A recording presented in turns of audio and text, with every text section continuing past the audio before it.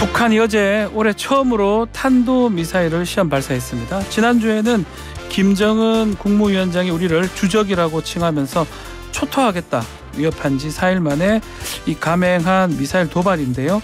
자, 남북관계 또 현재 상황 어떻게 봐야 할지 국민의힘 태영호 의원 모시고 이야기 들어보겠습니다. 의원님 안녕하십니까? 예, 안녕하세요. 자, 오랜만에 뵙습니다. 예. 네. 자, 김정은 위원장 지난해 말에 남북 관계를 전쟁 중인 교전국가다 이 규정을 했었고, 그래서 이번에 탄도미사일 어떤 의미일지 관심이 더 쏠리는 것 같습니다. 의원님은 이번에 미사일 어떻게 보셨습니까? 북한이 항상 도발할 때는 두 가지 점을 우리가 들여다봐야 됩니다. 하나는 어떤 표현을 쓰느냐. 훈련이냐 아니면 시험 발사냐 이건데 어제 경우는 북한이 시험 발사라고 했습니다. 시험 발사. 이건 새로운 무기의 진전을 보여주기 위해서 이렇게 하는 거고, 두 번째로 우리가 볼 것은 누구를 향한 도발이냐 이걸 봐야 됩니다. 올해 새해 들어와서 우리 서해 5도에서 북한이 포사격 훈련을 하지 않았습니까? 이것은 우리 한국 대한민국을 향한 도발이고, 어제 있은 미사일 발사 이거는 극초음속 중거리 탄도미사일이거든요. 이거는 미국 향한 쪽이네요. 왜냐하면 이 거리상 딱 보면 어딘가 하면 괌을 이제 겨냥한 겁니다. 그래서 지난해 말에는 ICBM 발사하지 않았습니까? 시험 발사. 이건 미국 본토를 향한 거라면 어제는 괌을 향한 거다. 그런데 한 가지 더 주목해야 될 건 극초음속입니다. 극초음속 뭐죠 그게? 그게 1000km를 날아갔는데 걸리는 시간은 10분도 안 걸렸어요. 그렇게 빨리 갈 수 있습니까? 그래서 현재 지금 가지고 있는 미국의 전력을 가지고서는 괌으로 향해서 그런 미사일이 날아온다 할 때 요격하기는 쉽지 않은 그런 미사일 종류이죠. 지금 상당히 그러면 이게 지금 성공을 했다고 본인들은 지금 얘기를 하고 있거든요. 우리 합참도 동해상에 탄착했다고 했습니다. 이건 뭘 의미가 하면 원래 미사일이 이제 1000km 고각 발사를 했을 때 탄착 지점을 확정하기가 힘들거든요. 그런데 우리 국방부도 탄착했다는 걸 확인했다는 거 보면 상당한 기술적 진전을 이룬 것만은 틀림없습니다. 고체 연료를 주입했다. 그 부분은 어떻게 해석합니까? 지금까지는 북한이 가지고 있는 거의 모든 미사일이 액체였습니다. 그런데 지난해부터 북한이 대출력 고체 연료 엔진에 성공했다라고 발표하고, 그에 이어서 이제 ICBM 화성 18형을 발사했는데 일단 고각 발사는 성공했습니다. 그리고 이번에는 중거리죠. 또 고체 연료를 발사했다는데, 고체 연료를 하면 시간을 대단히 발사해야 되는 시간을 대단히 단축합니다. 액체는 막 주입 시간이 많이 걸리는데 고체는 그럴 필요가 없다는 거죠. 그렇죠. 그래서 바로 터널에서 꺼내서 바로 사격할 수 있기 때문에 우리가 그것을 사전에 인지하기 대단히 힘든. 액체면 이제 위성이 내리는데 볼 수가 있는데 고체는 못 본다는 거죠. 평균 액체 미사일 같은 경우에는 야외에 꺼내가지고 액체 연료를 주입하는데 30분부터 45분이라는 시간이 걸립니다. 그러면 위성에서 다 보거든요. 그런데 고체는 바로 꺼내서 쏘기 때문에 우리가 사전에 포착할 수 있는 그런 시간적 여유가 없습니다. 어쨌든 간에 뭐 진일보한 지금 상황이라고 봐야 될 것 같은데 성공했다면요. 김정은 위원장이 윤석열 대통령을 역도라고 비방을 했었어요. 이런 발언들을 계속 하는 이유는 뭐라고 봐야 됩니까? 지금 북한이 지난해 말부터 대단히 분개해하는 지점이 어느 건가 하면 한미일 협력 공조입니다. 지금까지 한국과 미국과의 공조는 잘 됐는데 한미일 3개국이 이렇게 높은 공조를 해본 전례가 없었습니다.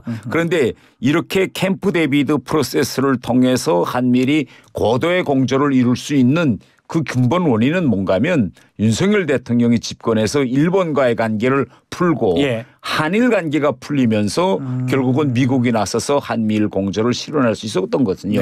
그렇기 때문에 북한으로서는 이 지점에 대해서 대단히 이제 화가 날 수밖에 없는 이런 상황이죠.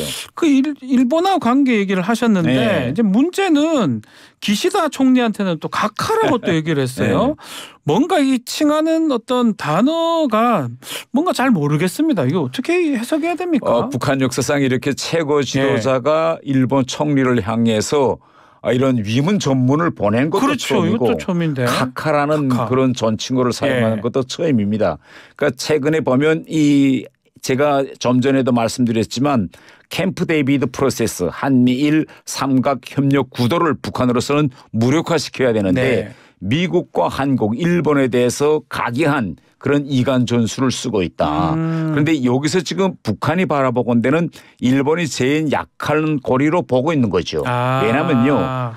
캠프 데이비드 프로세스에서 핵심은 북핵 위협의 공동 대응입니다. 네. 그럼에도 불구하고 일본은 지금 이야기하고 있는 것이 북한과 일본과의 관계에서는 핵도 중요하지만은 납치 문제 해결이라는 네. 그런 시급한 정책 이슈가 있다. 이런 걸 강조하는데 이번에 보낸 위문 전문이 인도적 문제 아닙니까? 네. 그래서 그런 납치 문제 해결이라는 화두를 던져서 일본을 한미일 삼각 구도에서 좀 떼어내버리는 네. 이런 이제 움직임이죠.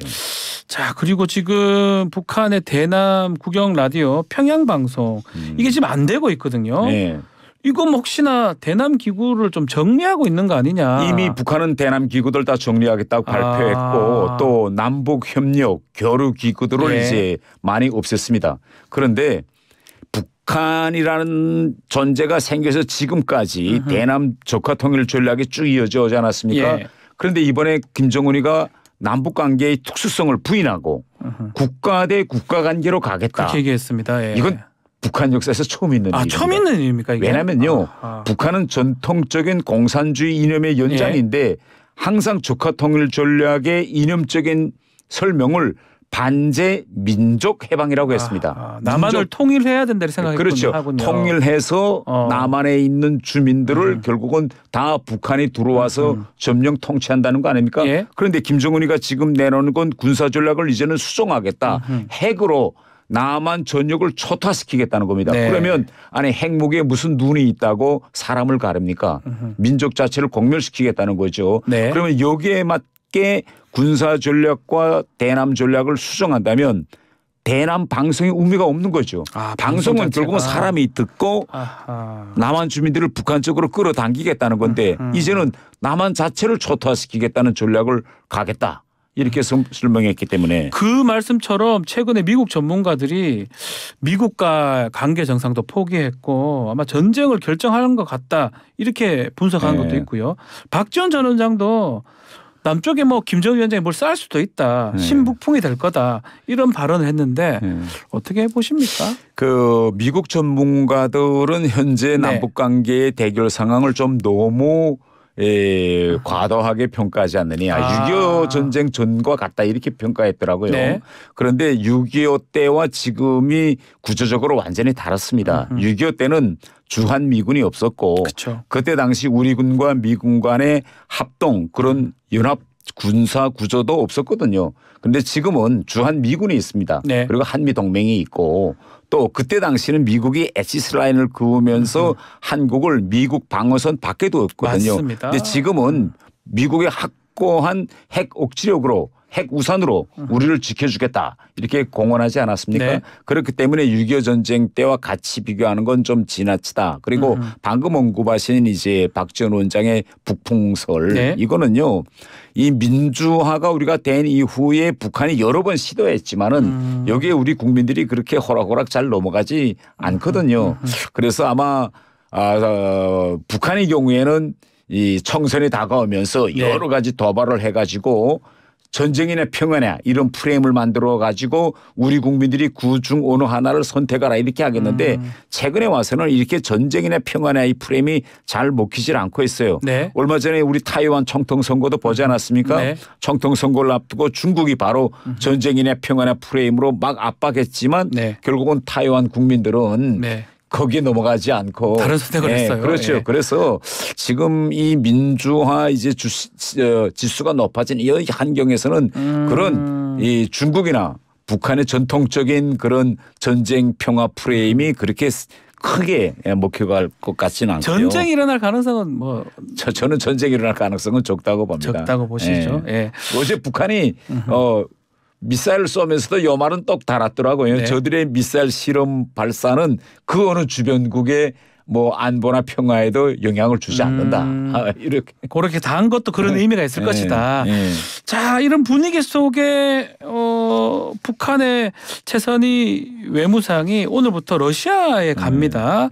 2박 3일 간다고 하는데 이건 어떤 의미입니까? 북러 외무장관 회담을 지금 한다라는 거는. 지금 북한에 있어서 지금 우크라이나 전쟁에 북한 무기를 지금 팔고 있거든요. 네. 이거는 뭐 로또 맞은 거나 같다고 볼 수 있습니다. 북한에 지금까지 쌓여있던 재래식 무기 이걸 어디다 누가 로또라고 보시는 거군요. 그렇죠. 갑자기 우크라이나 전쟁이 터지면서 그것도 군사 강국인 러시아가 아니 포탄이 부족해서 북한에서 지금 사가고 있지 않습니까? 네. 그렇기 때문에 이것은 북한에서는 정말 절호의 기회고 최선희 지금 외무상이 오늘 러시아에 가서 아마 이런 문제를 더욱 구체화하고 무기 얘기를 할 것이다. 그리고 더 나아가서는 이제 북한과 러시아 사이에 이것을 경제 협력으로 이어갈 수 있는 이런 구도적인 문제도 토해할 것 같습니다.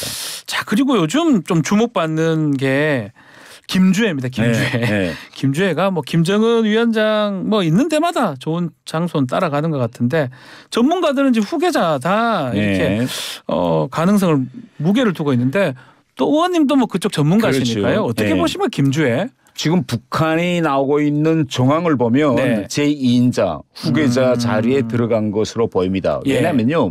북한이 이제 자기 국민들을 향해서 보도할 때는 보도 지침이 있습니다. 아하. 서열을 어떻게 정하고 제2인자는 어떻게 보도하는지 이해하면 김일성, 김정일 때 둘이 공동으로 북한을 통치할 때 김정일을 어떻게 보도해 주는가 또 김정일과 김정은이 같이 움직일 때 김정은을 어떻게 보도해 주느냐 이런 지침이 있었거든요. 그런데 지금 김정은과 딸 김주애가 같이 움직이지 않습니까? 맞습니다. 그러면 김주애를 명백히 2인자로 북한에서 보도해 주고 있습니다.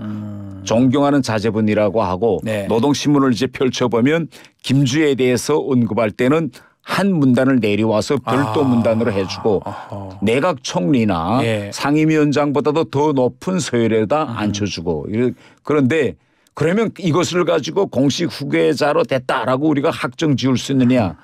북한에서 공식 후계자가 되려면 공식 절차를 맞춰야 합니다. 절차를 맞춰야 됩니까? 이게 당 전원회의에서 추대 절차를 맞춰야 되는데 김주애는 아직 미성년이거든요. 아이죠. 그래서 당 전원회의 가려면 만 17세 이상이 돼야 됩니다. 그래서 그때까지는 북한이 공식 후계 절차 과정은 시작하지 않을 것 같아요. 그 김주애 위에 오빠가 있다고 이렇게. 글쎄요. 저는 뭐 이게 뭐 남녀 구별할 건 아니지만 그 아들이 있으면 장남이 있으면 그쪽도 볼 건데 이거 어떻게 봐야 됩니까? 글쎄요. 저는 김주애 위에 과연 아들이 있겠느냐. 저는 여기 대해서는 해적인 그런 생각을 가지고 있습니다. 김주애 제일 위에일 것이다. 저는 왜냐하면 제가 북에 있을 때 아들이 있다는 얘기를 못 들어봤다. 만약 아들이 있다면 제가 2016년에 왔는데 그 전에 그런 이야기를 듣었을 거 아니에요. 알았겠네요. 의원님께서. 그런데 주변에 아들이 있다고 얘기하는 건 한 번도 제가 들어본 적이 없었습니다. 그러면 김주애가 첫째고 그 밑에 있을 수 있겠지. 후계 수업을 지금 받는 건데 아직 나이가 어리니까 공식적으로 후계자 된 것은 아니다. 이렇게 정리를 해야 되는데 지금 어떤 정황상 보면 보도 지침을 보면 후계자가 될 가능성이 높은 겁니까? 그렇게 봐도 무방합니까? 완전히 2인자로서 보도해주고 있어요. 지금. 알겠습니다. 자, 정치권 이야기도 좀 들어가 보겠습니다.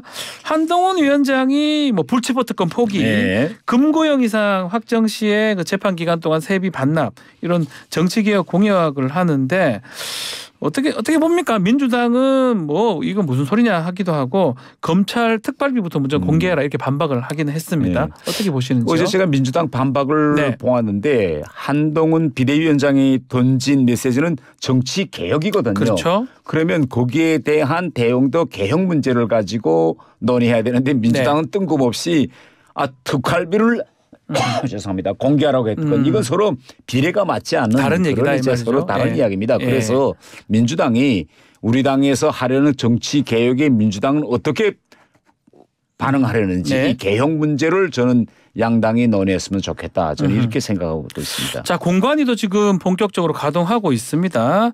멋진 공천을 하겠다 약속을 하긴 했는데 또 이철규 의원이 이제 영입위원장 또 비대위원 공관위원으로 좀 합류를 한 상황인데 공관위원입니다.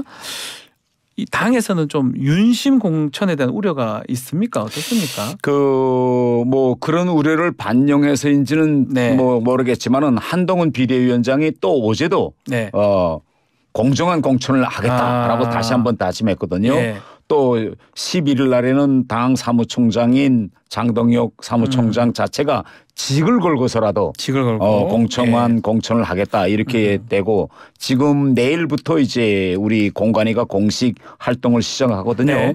근데 지금 나오는 얘기는 공관위에서 공천 룰을 재정비해 가지고 정말 국민이 바라보기에도 저 정도면 공정한 공천이다 이렇게 말을 들을 수 있게 이렇게 하고 이번에 이제 뭐 정량 평가 기준도 다시 만든다 뭐 여러 가지 얘기들을 나오고 있으니까 저는 대단히 공정한 공천을 할 거다 이렇게 믿고 있습니다.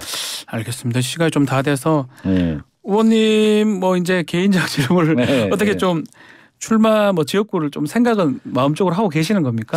글쎄요. 저는 이미 선당 후사 백이종군 이 원칙을 여러 차례 지금 이야기했는데 저는 일단 우리가 가장 중요한 것은 선거에서 이기는 것이 중요하다고 생각합니다. 그래서 제가 가지고 있는 이 역량이 담은 한 속이라도 더 우리 당에 보탬을 주는 그런 이제 방향에서 제가 생각하고 있는데 아직까지 뭐 제가 뭐 아직 공관위도 공식 활동을 시작하지 않았고 지금 또 우리 비대위도 출마 후보들과의 전반적인 얘기도 시작 안 했기 때문에 좀 더 이제 기다려보려고 하고 있습니다. 그래서 혹시나 고민 중인 지역구도 있을 거고 당에서 이쪽을 좀 원한다 그러면 당의 의견에 따라 갈 가능성도 있는 겁니까? 네.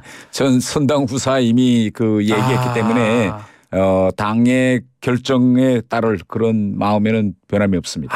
당의 결정대로 하겠다. 알겠습니다. 뭐 마음적으로 있긴 한데 여쭤보지는 않도록 하겠습니다. 지금 그걸 이야기하는 건 좀 부적절하고요. 알겠습니다. 자, 오늘 말씀 여기까지 듣겠습니다. 감사합니다. 예, 감사합니다.